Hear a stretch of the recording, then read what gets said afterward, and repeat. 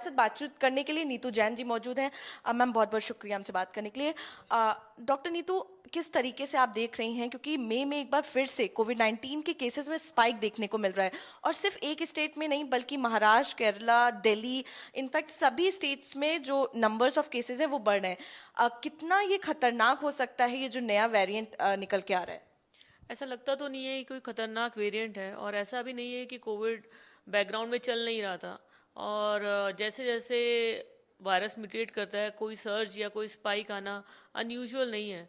जो भी पेशेंट्स हमने देखे हैं वो मेनली आउट ऑफ हॉस्पिटल ही हैं, और कुछ माइल्ड सिम्टम्स वाले, कॉफ, कुछ नेजल सिम्टम्स जैसे कि जुकाम, खांसी और छींके आना, इसी टाइप के सिम्टम्स देखने को मिल रहे हैं। बुखार भी कोई बहुत ज़्यादा तेज़ नहीं आ रहा है, हल्का बुखार ही पेशेंट में देखने को मिल रहा है। कोई सांस की समस्या या और कोई समस्या नहीं मिली है।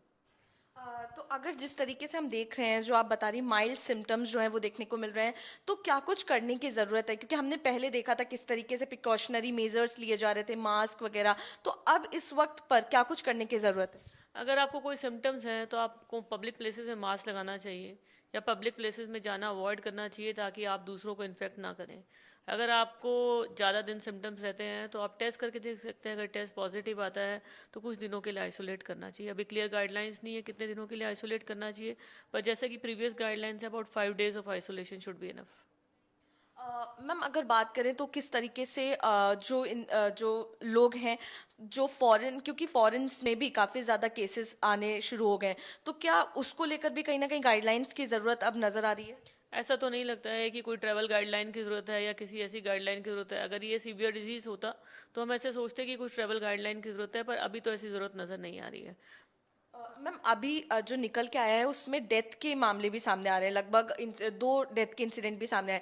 तो क्या लग रहा है कोविड-19 उसकी वजह है या फिर हो सकता है कोई प्रीवियस डिजीज की? यही एक बात होती है कि हो सकता है कि कोविड-19 उस प्रीवियस डिजीज़ को एक्सेसरबेट कर दें, लेकिन जनरली जो वजह होती है माइल्ड इलनेसेस में, माइल्ड वायरल इलनेसेस में, जो प्रीवियस डिजीज़ होते हैं, जिन लोगों को पहले से कोई बीमारियां होती है, वही मेजर वजह होती है डेथ की, रादर देन कोविड-19। कोविड-19 पर से इतना अफेक्ट लंग्स को भी नहीं कर रहा है इस वक्त कि हम बोले कि वही एक वजह है जिसके कारण की डेथ के मामले आ रहे हैं।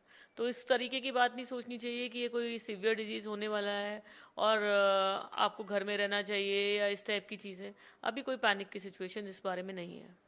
तो जैसे सभी गवर्नमेंट की तरफ से सभी हॉस्पिटल्स को प्रिपेयर रहने के लिए कहा गया है, तो पीएसआरआई ने भी क्या तैयारी की हुई है in case of any emergency? जी बिल्कुल, जैसी भी गवर्नमेंट की गाइडलाइंस है उसके हिसाब से पूरी तैयारी हॉस्पिटल ने की हुई है, और हॉस्पिटल तैयार है किसी भी इमरजेंसी के लिए। और ये गवर्नमेंट की तरफ से बहुत अच्छा स्टेप है कि पहले से अगर हम प्रिपेयर रहें तो अगर कोई सिवियरिटी बाय चांस आती है, जिसका चांस तो बहुत कम है, लेकिन अगर आती है तो हम प्रिपेयर्ड हैं उस इवेंचुअलिटी के लिए। और पहले जैसी पैनिक सिचुएशन नहीं होगी और हम संभाल पाएंगे पेशेंट्स को। अगर बात करते हैं, क्योंकि हमने पिछली बार देखा था जब कोविड-19 आया था किस तरीके से सिलेंडर्स, ऑक्सीजन सिलेंडर्स की नीड हुई थी, एक कहीं ना कहीं कह सकते हैं वो पैनिक क्रिएट हुआ था। लेकिन आपको इस सिनेरियो में देखते हुए कितना लगता है भारत कितना तैयार है अगर ऐसी कोई कंडीशन बनती है? मुझे लगता है भारत काफ़ी तैयार है, और काफ़ी दिनों से काफ़ी तैयार है। जब से ये सिचुएशन गई है तब से गवर्नमेंट तैयारी रख ही रही है, तैयारी कर ही रही है, और नए ऑक्सीजन प्लांट्स भी लगे हैं और नई फैसिलिटीज़ भी क्रिएट हुई हैं। तो भारत काफ़ी तैयार है अगर कोई इवेंचुअलिटी होती तो है तो। ऐसे घबराने वाली ऐसा बिल्कुल भी कोई घबराने वाली बात नहीं है, और बिल्कुल घबराएं भी ना, और अपने आप को सेल्फ ट्रीट ना करें, अपने आप को सेफ रखें। बस बहुत सारा पानी पिएं, वेल हाइड्रेटेड रखें। जैसे कि नॉर्मल बुखार के लिए कुछ खांसी जुकाम की दवाई लेते हैं, या फिर बुखार के लिए कोई पैरासीटामोल लेते हैं, बस इतना ही आपको करना है। कोई एंटीबायोटिक्स वगैरह कुछ नहीं लेनी है। दूसरों के लिए आप ये कर सकते हैं कि अगर आपको कोई सिम्टम्स आ रहे हैं, जो कि ऐसा नहीं है कि कोविड में कहा जाता है, किसी फ्लू में भी यही कहा जाता है कि आप थोड़ा डिस्टेंस मेंटेन करो ताकि आपसे दूसरों को ना हो। बस यही आपको इस बार भी करना है और हर बार भी करना है। Thank you so much, thank you.